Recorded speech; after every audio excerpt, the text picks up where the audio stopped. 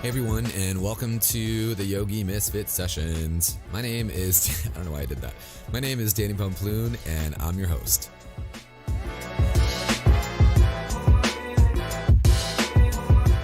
Today I've got session 62, and today I have the yoga couple on the show, also known as Matt and Ashley. They are an amazing, first off, they're absolutely adorable. Second off, they're two really rad, magical, good human beings. And third off, they are up to some really yummy goodness. They're about to release a book called The Inner Work. I'm hoping that by the time the podcast is out, they have all the book links coming out. I know it's coming out sooner than later. It was an absolute joy to have them on the show. We really just talked about like pretty much digging down and dealing with your demons a bit. And also how to like work through that with journaling and stuff. But it was a pleasure to have them on the show. And yeah, let's get to it.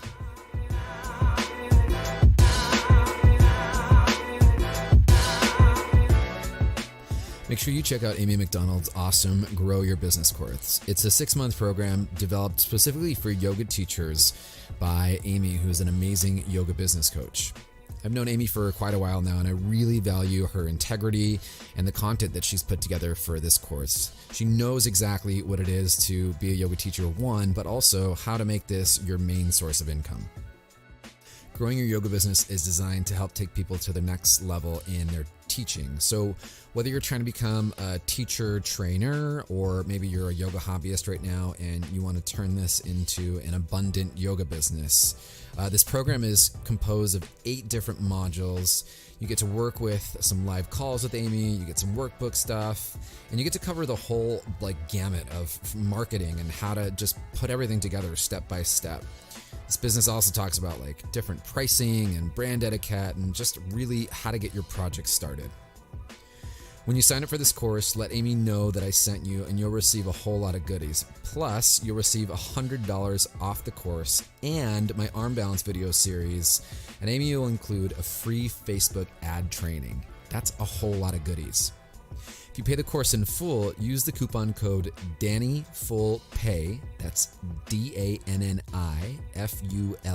PAY, to receive these goodies. Or if you opt for the payment plan, use the payment code DANNIPaymentPlan, that's Danni Payment Plan.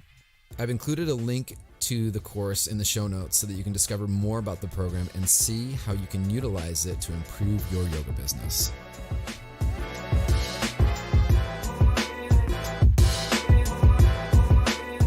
Oh yeah, and don't forget, if you love the show, leave a review. There is a cool little link down below, and it tells you how to leave a review on iTunes. I can't stress how awesome it is to leave a review. It helps the show grow, it lets more people know about the show, so give us some love by leaving a quick little review if you love it.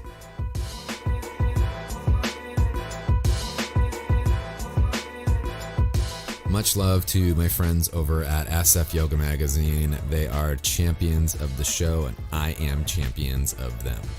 Without further ado, here goes episode 62.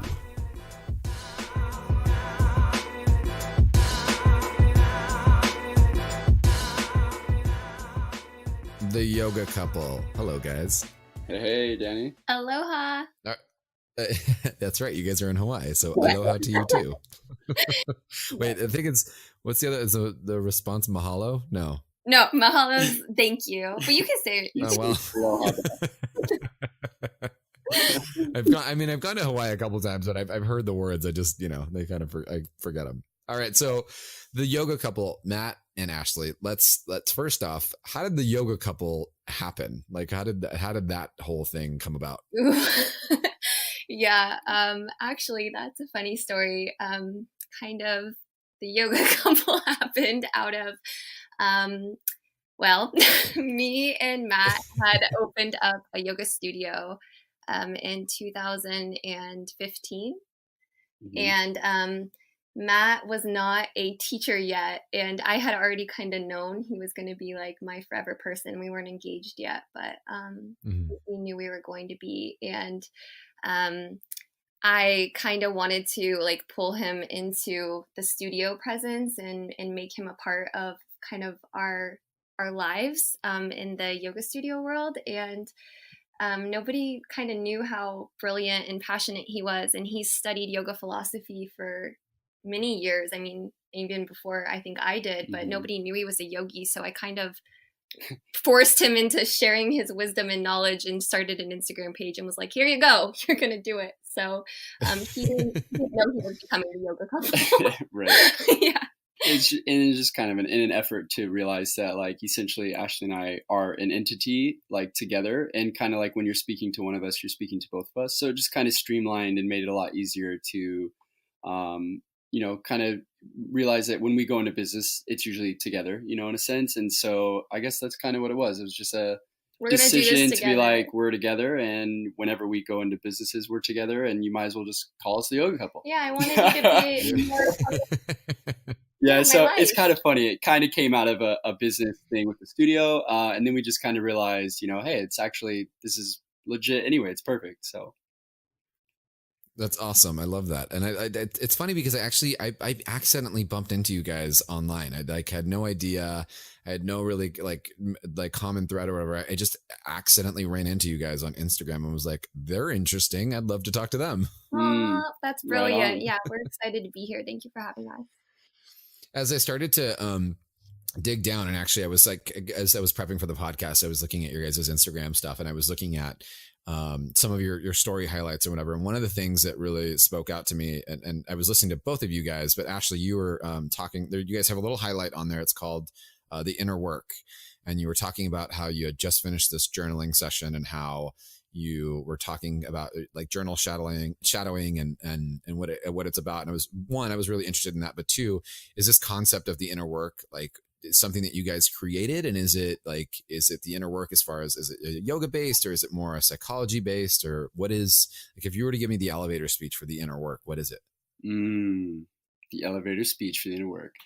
The inner work is a blend, actually, of both of those worlds. It's a blend of Western psychology from my background and an Eastern yogic approach to finding your most authentic, self-realized self, right? So in a sense, becoming your most full, happy, fulfilled, empowered, liberated, fearless self. And it's a process of combining what you would do in yoga by looking at your hidden blockages to why are you not fully in love with your life and self-realized, right? So it combines a lot of the path of enlightenment and what we practice in yoga philosophy, but then it also, to help you get there, we bring in Western psychology to really break down the mind and what is happening and why are we suffering?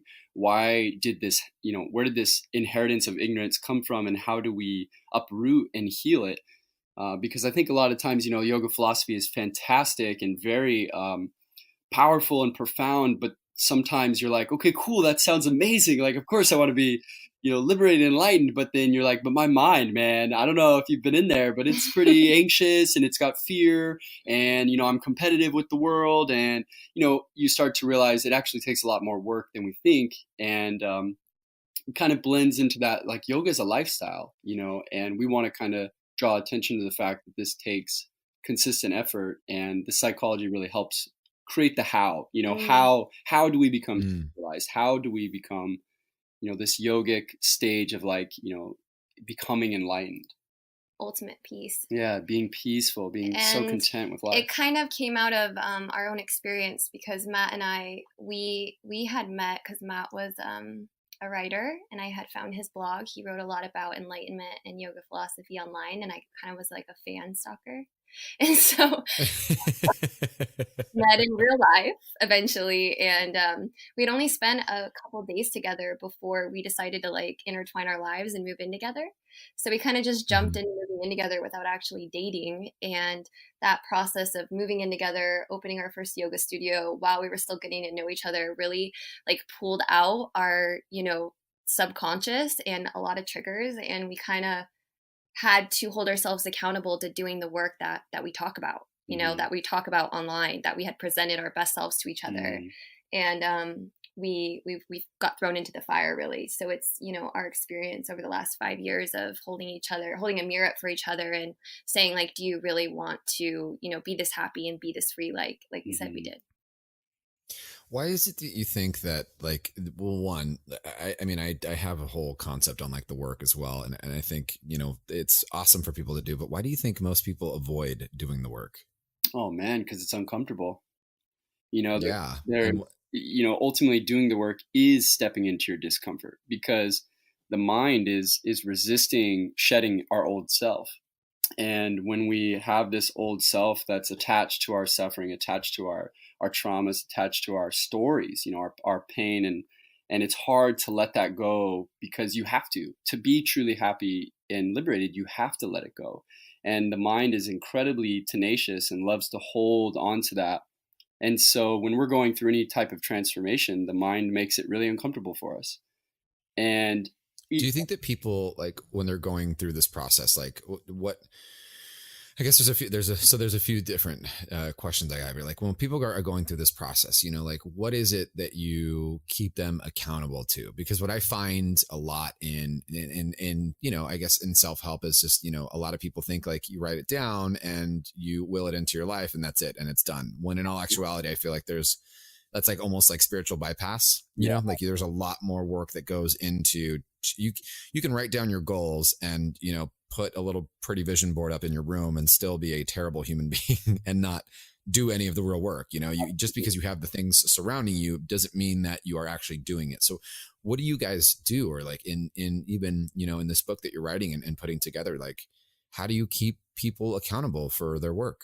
Yeah. And I'm just going to go back to yoga philosophy on this one, because in the Yoga Sutras, it says that, yoga, the practice is consistent effort.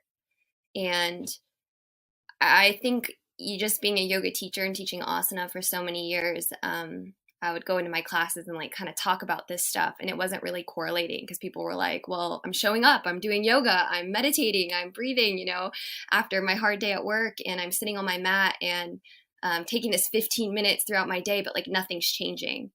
And I started to like make that connection that people were associating the asana practice as like the quick fix, and going to a yoga class is going to fix their lives. And that's not what the Yoga Sutras are teaching. They're not telling us to go do a yoga class once a day and that's the consistent effort. The consistent effort is in moment to moment of how we're showing up to our lives, how we're responding, what we're thinking. Are we a servant to our mind, or are we the master of it? The master of it, and more so the observer of it. Mm-hmm. Yeah, and to keep them accountable is, I guess, the simplest thread is: are you happy? Are you at peace? Because if you're not, then you still have work to do. So it's kind of like throughout your day, if you're getting triggered still, then that's where your work is. So the accountability is, if you can't go a whole day in a state of gratitude and contentment, I mean, negative things can still happen to you, but how are you reacting to them? And if we're still reacting in a very negative way and getting upset and angry and discontent and maybe taking it out on other people, then obviously we still have work to do, right? So the accountability is just, can you maintain peace? So you guys started to put these different collections of, like, I mean, your thoughts and also your processes and put this into what you're now, like, the inner work, right? You're creating this book. Like, so which I think is awesome, because I honestly think, like, people, like, the more tools and techniques that we're able to hand out to people to like free themselves, like, I'm all on board 100%, and I think that yoga is one way of getting there, but I also think that there's multiple, like, ways of and avenues of getting there as well. When you guys were putting together the book, then, or I know you're almost there. What kinds of things did you guys take into consideration? Like, how did you decide what your message was going to be and why that was going to be it? And when I'm sure there was so much material to put into this book that, you had to narrow it down to just, like, your top, whatever techniques that you had, top 10 or 5 or whatever it was. Right, man. This has been like a 12-year journey for me. So this is like a culmination of everything I've been studying. This is like the 4th time I've tried to write this. So it's been a defining process.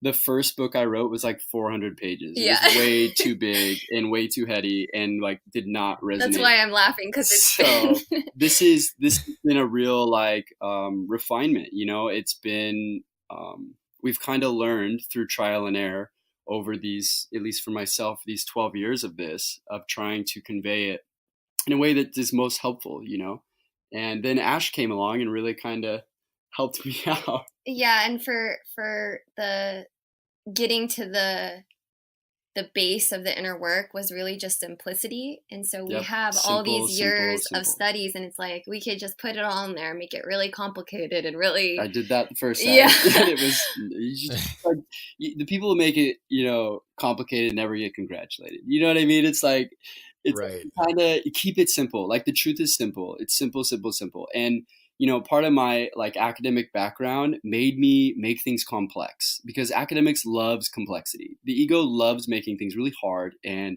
like sophisticated and really intense. And you got to know the lingo, right? You got to know the jargon. Like it's all BS. Honestly, like the truth is simple. And the real process has been, how can I make this simpler? How can I continue to get out of my head and out of my ego and just be like, look, man, you don't need to suffer. You are so loved. You are innocent. You are pure. There's nothing you need to contend with. There's no opposition. There's no one opposing your birthright. You are this. How can we just simply get you back to remember what you already are? Nothing needs to be earned. Nothing needs to be proved. It's just like we create these really intense paths and like journeys to get to one simple conclusion, that you are it. You are what you are seeking, And the inner work really is a way for us to kind of stop struggling. Yeah, and let go. And to let go. And it would be just easy to just tell people, well, the simple answer is stop struggling, but that seems really challenging for our minds, since we've been addicted to doing that our whole lives. And we were kind of raised into a paradigm where, feeling good is got to be a struggle, and getting, somewhere is a struggle, and everything is always a struggle, and we have to earn it. We're taught that we have to earn it, when really like our birthright is that beingness. And the inner work is really that process of letting go of the struggle. Yeah. So it's not really like it's not about achieving anything. Yeah. Buddha said when he was enlightened, they were like, what did you gain? He was like, I didn't gain anything. I just let go of fear. I let go of anger. I let go of desire. And I think that's really what it's all about. The irony is the inner work is to let go, to surrender.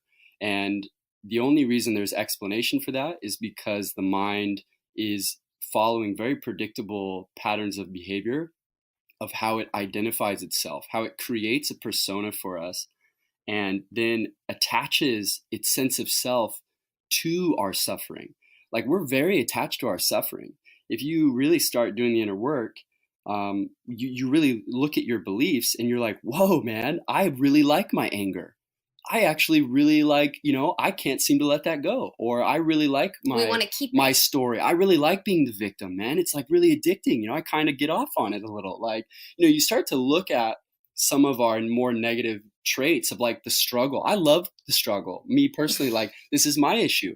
I like making things challenging so that I get to be the hero of my own little imaginary fantasy, right? Like you start to look at your own shit and you realize like, wow, man, I make my life hard when it doesn't need to be. It's all in my head. I'm creating a story that doesn't need to be there. And life could be easy and innocent and full of love. But I'm enjoying having enemies. I'm enjoying having to like contend with an opponent. And it's all in our head. It's all a story. It's all a narrative that we were fed from youth, Why do you think people are just so, attached to it though? Like why it's, it sounds like a pretty simple recipe. Like, let's just let it go, and coming from experience, like I know for sure that just letting it go is not it's not just the answer. You can't just let it go. You don't just wake up one day and you decide it's over. Yep. Why do you think that we get so attached to this stuff? Well, so this is where the Western psychology comes in. So from what I've observed in my time of studying psych is just that the mind is very naive and impressionable, and like a computer hardware, it'll just accept whatever you program it with.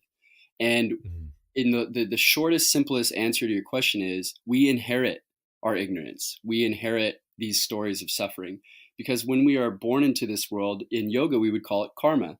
You inherit a karma, or in other words, you inherit a system of beliefs and thoughts and view of the world, right? From parents, teachers, society, religion.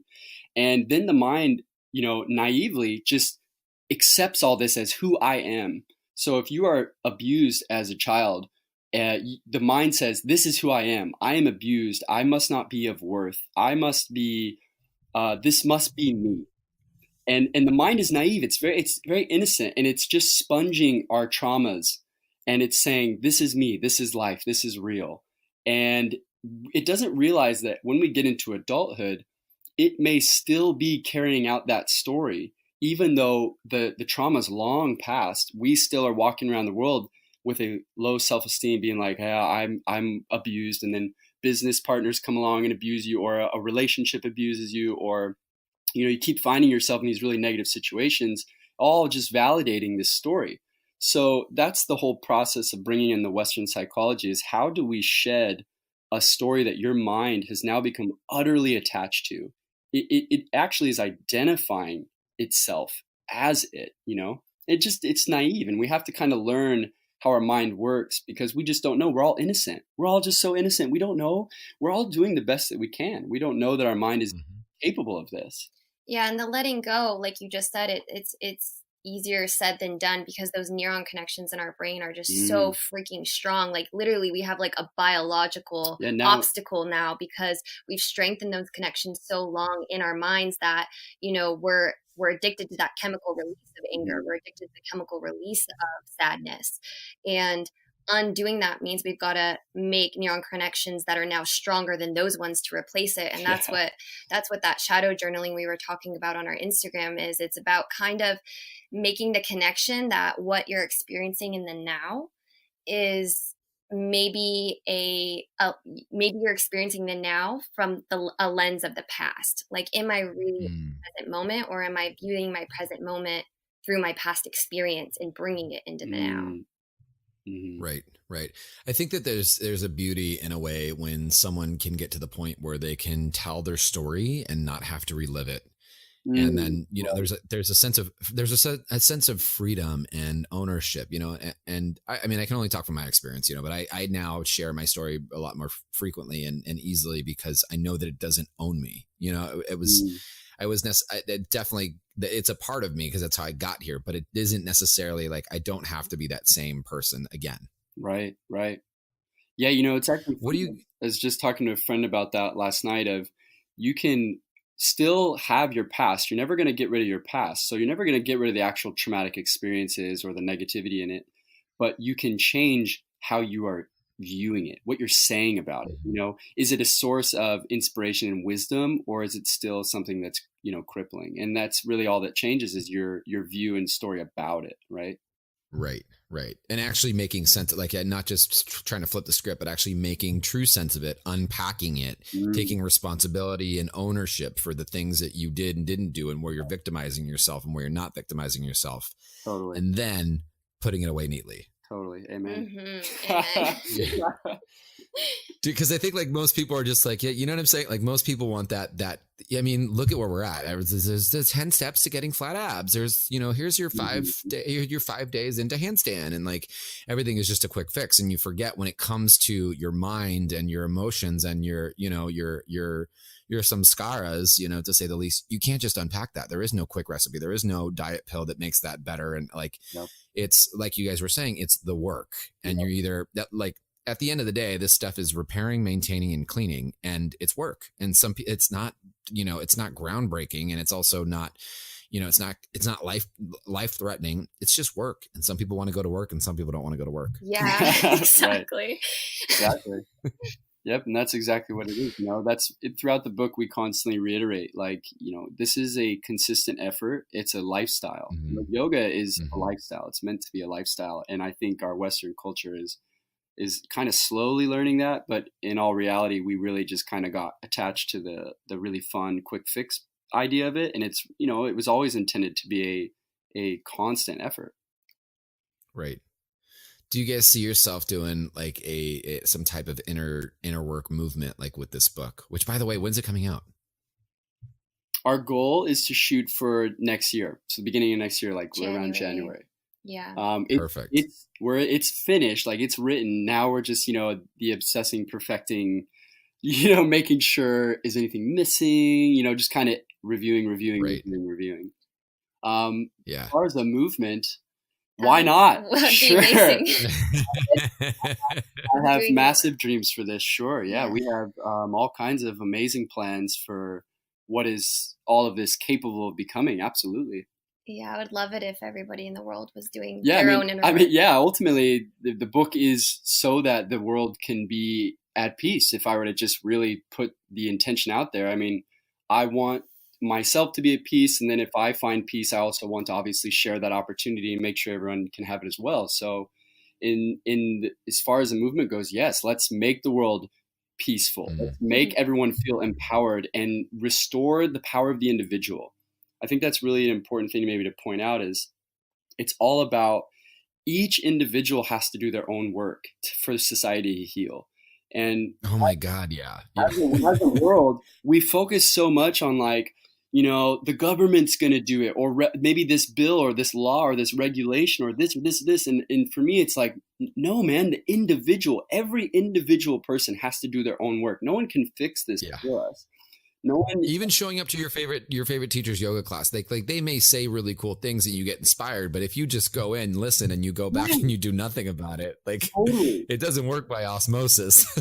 Totally. You got to re-empower the individual and inspire each other to realize the benefits of this. It all comes back to you, you know, like if you're happy out there creating amazing things, it's only benefiting me. And then that makes me inspired and happy. And then I go create amazing things that then ripple back to you. Like it's all, you know, the irony is in the beauty of the health of the individual, it also benefits the collective.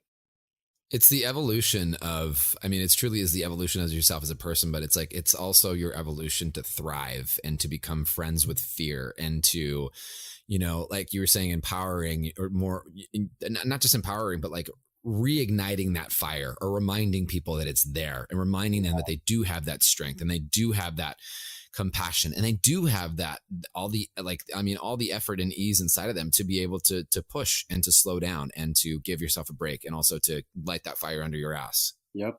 Absolutely. That's amazing, you guys. I mean, anything I think that we can, you know, anything that we can do as humans, like I think people forget, like at the end of the day, we're all here to walk each other home. And I firmly believe that, like, this life is full for us when we're in service of others. And we can look at that one way, you know, there's a shadow side to service. I say that often, but like, you know, we rise when we really start to bring other people up. Yeah, absolutely. And, you know, Ramana Maharishi, you know, said that your self-realization is the greatest service you can give to humanity. 100%. I love it. I love everything that you guys are doing. I think your posts are so inspirational. I'm super excited to hear and read the book when it comes out. We'll probably put it on book club, which is pretty exciting because we all get pretty nerdy on the book club thing on the podcast. Okay, right on. That'd be awesome. Until the next Yogi Misfit session, this is Danny, Matt, and Ashley saying peace out. Peace out. Peace and aloha.